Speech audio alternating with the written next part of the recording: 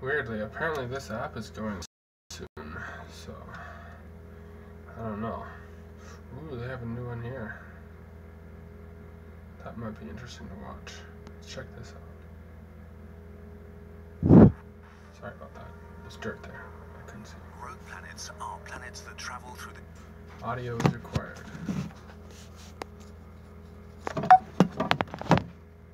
Maybe not that loud, but... universe alone.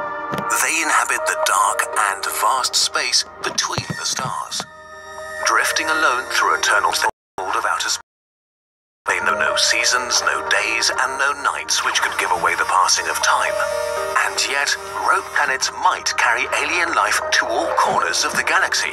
How would that work? And how does a planet become a rogue anyway?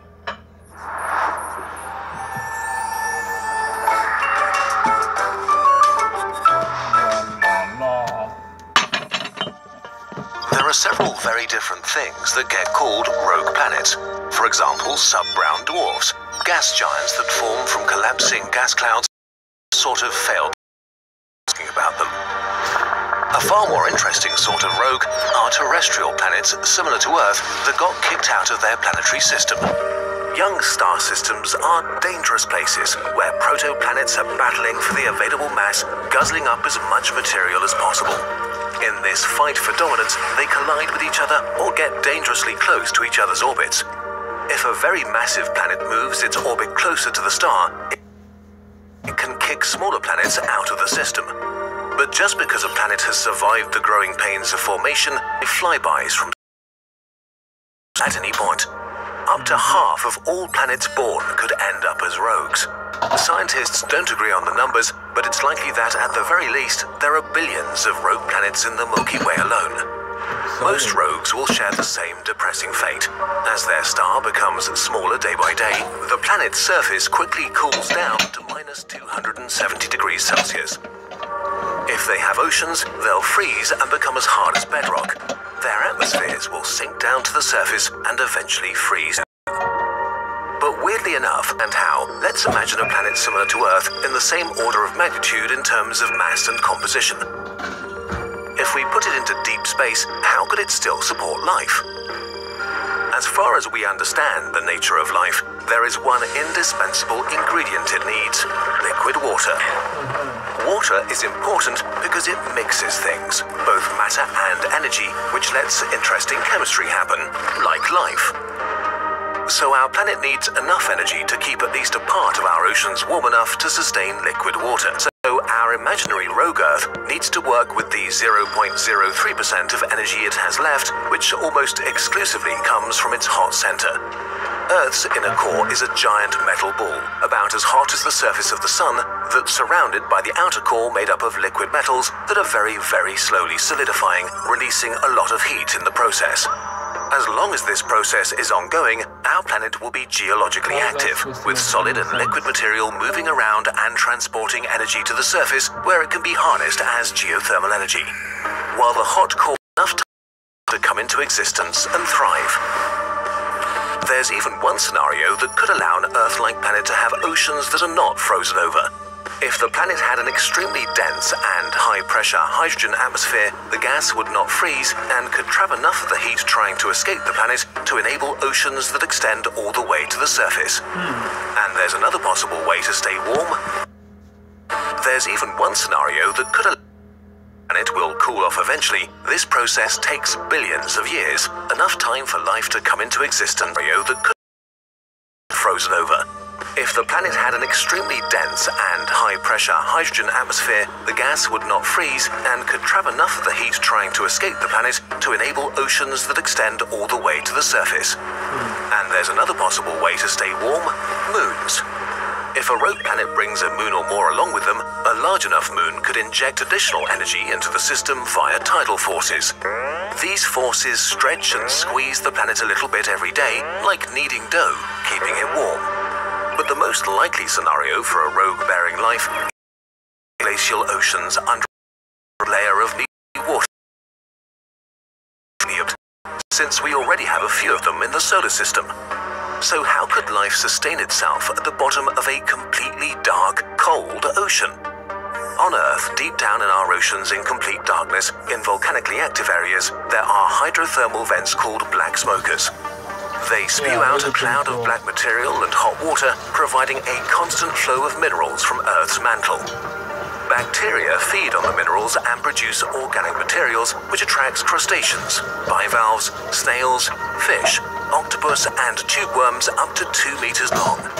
Not only are hydrothermal vents home to an incredibly diverse group of living beings, but also a contender for the place where life could have begun. The starting point and basis for complex ecosystems we can only imagine right now. One upside an ecosystem in a rogue planet ocean has is that the environment is extremely stable.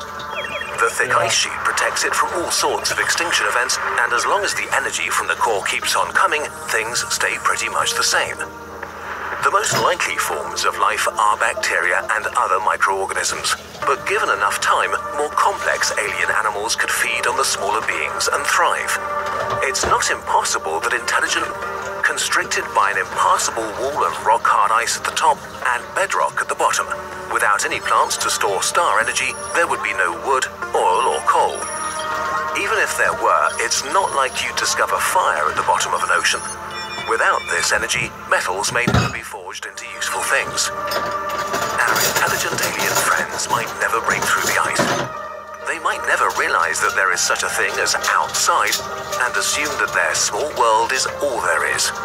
Millions of generations might live and die in these cools off and all life vanishes. As the oceans completely freeze, the remnants of cultures and ecosystems will be trapped in an icy grave forever. If you think about it, it might be better not to be aware of all that. But the concept is disturbing and exciting. The universe might be teeming with life, trapped on planets that are basically impossible to leave. Worlds like this could frequently pass the solar system without us even knowing. Maybe one day, far future, humans will set foot of gloomy future scenarios, but let's go back to the present for a different kind of surprise. Many of you want to know how we make our videos, so we made a video about that. Kurzgesagt teamed up with Skillshare, our favorite online learning community for creators, to make a 3-part series of classes where you can learn our unique animation style with scenes from our videos. But we're not the only ones telling you our tips and tricks there. A Skillshare premium membership gives you unlimited access to more than 20. No, I didn't click that on purpose. Sorry about that. Alright.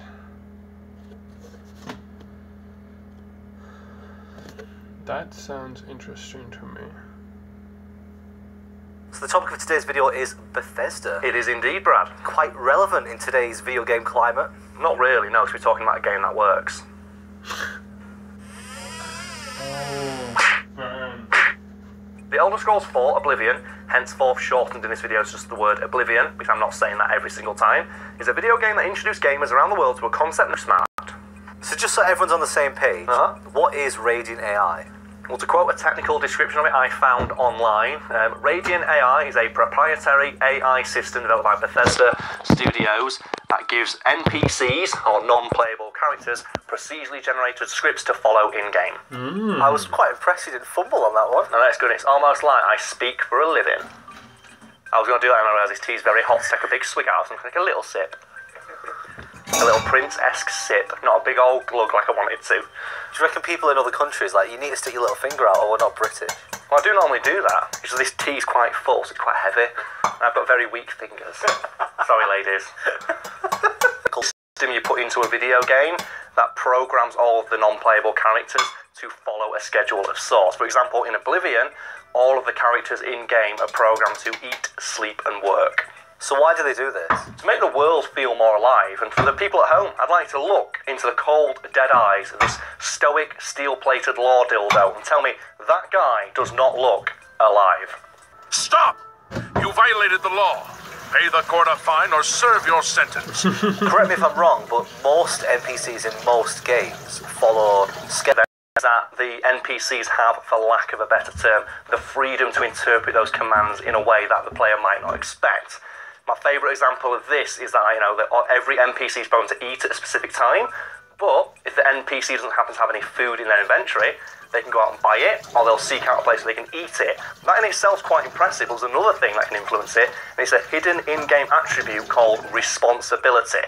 And basically, that dictates how lawful a given character is. And a character with particularly low responsibility will, if they are a character in one city in Oblivion called City Swimmer, and early in the game's life cycle, forums talking about Oblivion would say, yeah, I've been to like Braville or wherever the fuck it is City Swimmer lives, and just City Swimmer's just dead. And I'll go to a corpse and I'll just find a loaf of stolen bread on it. What's going on? And other players are like, yeah, I found her too.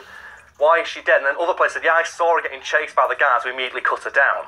And that's because while like NPCs are programmed to commit crimes, because if their crime is witnessed by a character with high responsibility, like say a guard, they will pursue them with direct lethal force. So in Oblivion, people stealing bread get immediately cut fucking down.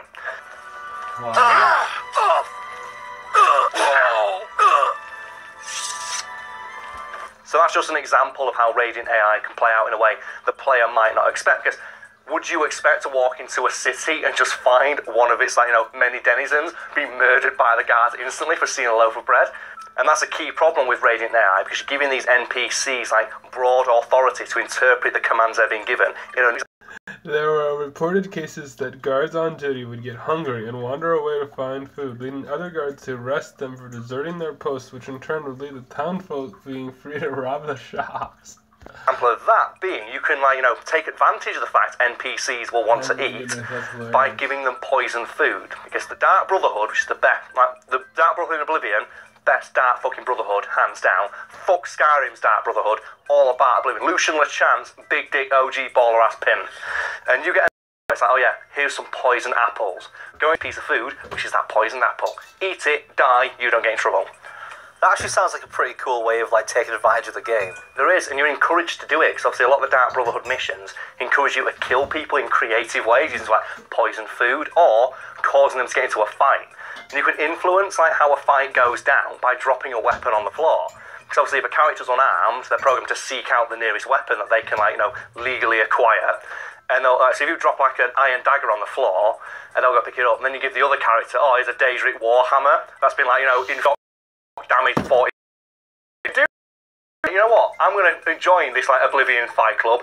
Here's a Daedric Warhammer. You can be the Joker in that one scene. Just snap the pool cue in half. Give the sharpest edge. Fight for my amusement. Make it fast.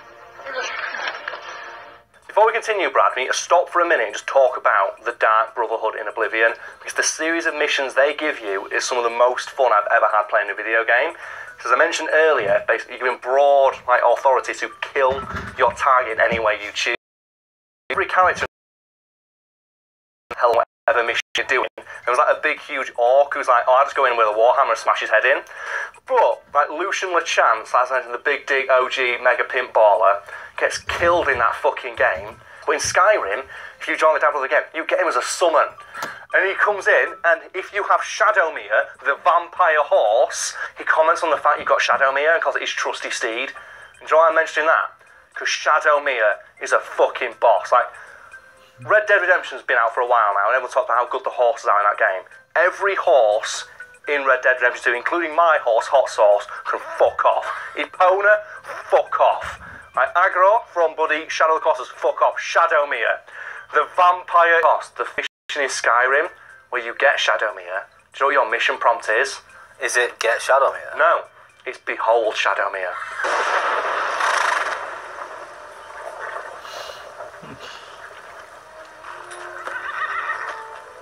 You don't get Shadowmere. Shadowmere appears before you, and your mission prompt is go outside, behold Shadowmere. And this is amorphous black blob on the floor. There's this ginormous horse with red eyes rises from it, and it's that's your horse now. But obviously, it looks broad interpretation of various things. It can cause a number of issues. For example, if an NPC doesn't have a low responsibility stat and they need food and they can't buy it, what they'll do is they'll go into the woods and they'll hunt. And they'll kill a deer and they'll get venison. The problem is, in the woods, they can get attacked by a bear. So obviously bears are also programmed to seek out food. And if there's a dead deer nearby, they'll go towards it and kill the person harvesting its meat. I don't think anyone important to the story can die, but it can be quite annoying around the woods, and without your control, one of the You couldn't find food. Would it keep looking? sometimes, yeah, and I think they said that sometimes bears early in development would go into like settlements. And obviously that's a bad idea. Bears are pretty tough in that game. So you had to program them not to go near fucking cities unless like chasing something or other. And the same was true apparently with like skeletons and bandits from bandit camps. Right. And monsters. They just seek out like people to kill. And where's the nearest like population? Oh, there's a settlement over there. So you'd walk into settlements, there's like skeletons killing everybody. It's like, just getting all Dark Souls in there. Good. Yes, according to one of the designers on Oblivion, Emil Pagliarulo, I hope I'm pronouncing that correctly, he said, yeah, we had to tone it down in the final version fans got to play because early in development, we just couldn't stop the AI from being a dick. And an example he always cites is there's a guy in-game who sells skooma, which is a drug in like the Oblivion universe, and nearby there is a gang of skooma addicts. And ignoring like, the ethical ramifications of like, programming an AI to be addicted to a virtual drug, he says like, whenever you've got to use all their skooma, decide they want more, like go to the nearest place they knew they could get skooma, they didn't have any money, so they kill that guy and steal his skooma. So whenever you turn up for a mission, he'd just be dead on the floor. So were there any other things that happened as a consequence of this AI? Loads of things, and apparently it made the game almost unplayable, because you'd turn up to cities and people would either be dead, because they all started arguments with one another. There'd be no items to buy because the AI bought all the items and hoarded all the food. Or there'd be skeletons killing everybody because the skeleton would seek out the nearest population centre and just... And obviously all the AI would do that, but they go to the shops and raid all the weapons, which caused all the guards to start killing people for stealing. And it's just like, yeah, you turn up, it's like Mad Max world. Like, we try to create this like, idyllic, like, fantasy paradise where you can like walk around and explore and pick berries and shit. And it just turned into fucking Mad Max. Like Lord Humongous was just there, just like catapulting people on fire into city settlements. It wasn't great. So you had to tone it all down and severely limit what the AI could do and like the scope of the things they were allowed to do in game, because it just like, you might find an NPC dead on the ground, but it's way better than just like settlements that are completely devoid of all life because they just got raided by bandits without your knowledge and you turn up everyone's fucking dead. I feel it would be remiss if we didn't at least mention in some part Fallout 76. Yes, people probably expecting us to talk about it, and I have nothing to say. I've not played it, I have no interest in playing it. I've greatly enjoyed the coverage that the game's been receiving lately. Always gives me a chuckle when I'm just reading through like websites and stuff. How many people are canvas bags the next day? Oh, they gave Fallout influencers an actual canvas bag to rub salt in the wounds when they were trying to promote the game. Awesome. But I've got no personal stake in the success or non-success, as it were, of that game. I just find it hilarious. I think my closest one to that is played some Red Dead Online recently. Oh my god, that is a bag of fucking wank, is that. What do you do online on Red Dead? You pay Rockstar money. Fuck you, give us money. Because there's 2 tiers of currency. They're not transactions yet, but they probably have by the time in multiplayer. So if you have no ammo, you just don't have ammo. So, okay. And like everyone online's like, how do I earn money in this game? I killed like an entire camp of bandits and I got like 40 cents. A shotgun costs $400, please help. And like, oh yeah, you go to this place and you fish, but you need to be level 30 to get a fishing rod. And the fishing rod costs $60. But if you hunt and you get 10 fish, you can sell them for $40. So in 20 minutes you can earn like 400, like so much money. But the problem is now everyone has that fishing spot. You go there and there's just people with sniper rifles. It's very obviously inspired by Grand Theft Auto Online, which made Rockstar like $1 billion fucking dollars. It's like, why the fuck would they not monetize the shit out of Red Dead Online as well? But it's just hilarious to me like how blatantly obvious it is. When I saw like someone do a breakdown of like how much a jet or something cost in GTA Online. Yeah, you need this much in-game currency. The most you can buy from Rockstar as a company themselves, you can pay like, I don't know, like $1 million shark card, like $79, and you need 3 of these to get the jet. So this jet, like in Grand Theft Auto Online, you got told off and you get like in trouble for stealing another player's car in a series called Grand Theft Auto. And then you had to buy insurance for your car, because if it got blown up, you lost it. In Grand Theft Auto, you have to buy insurance. And then someone figured out you put a bomb on the front of your car and park it next to someone, blow it and blow up your car, and their car happens to get destroyed, you can get away with that. And then people started hacking it to like millions of dollars, and then you get banned if you had hacked people. There's so much to exploit. Yeah, it's because you're cheating. You're not allowed to hack to get money, but they buy this $45 shark card. It's exploitative as shit, and it's taking advantage of people who've got, like, you know, addictive personalities, but you can't really fault them for it, can you? It's like, we can make Grand Theft Auto 5 one of the best-selling video games. I think it sold more copies than some new video games, like, this year, in, like, 1 month because of sales and shit. And it still hasn't made as much money as they've made, just virtual money. It's like, what incentive? That's unfortunate.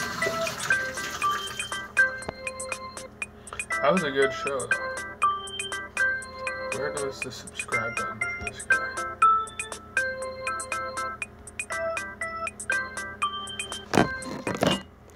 That's there.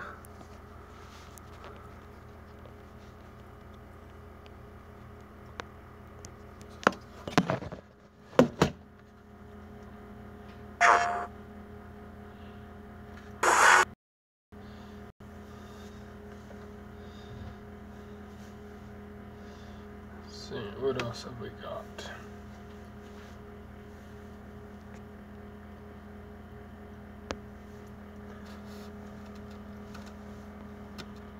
I was watching this. I don't think I got to actually see this thoroughly. I love Cody's life.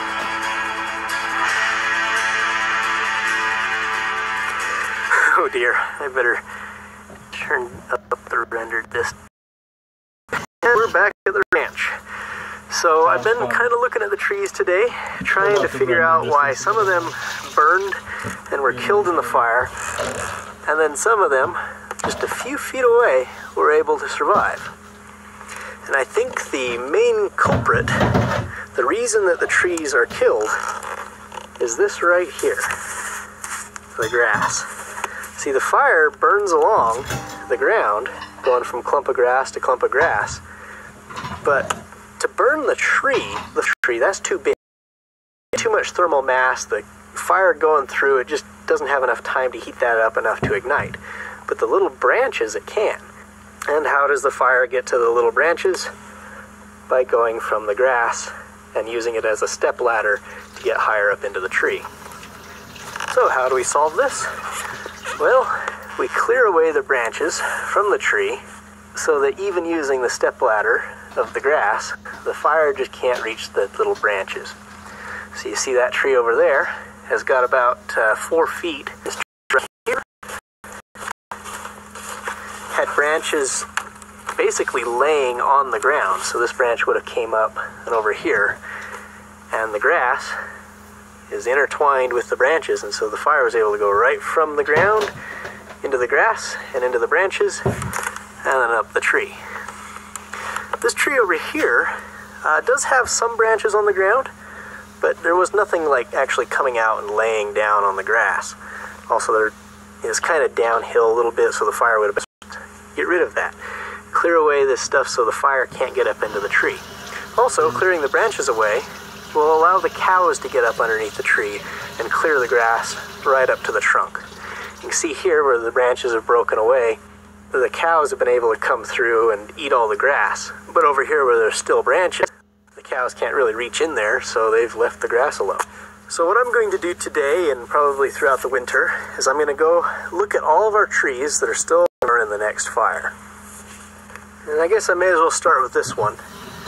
This one is not bad, but the branches that are here are now dead. You know, they were actually killed by the fire, and so they're going to be more flammable in the next fire. Now let's get to work.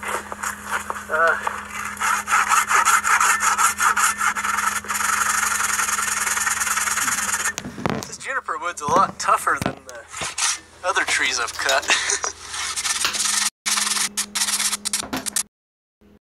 See y'all later.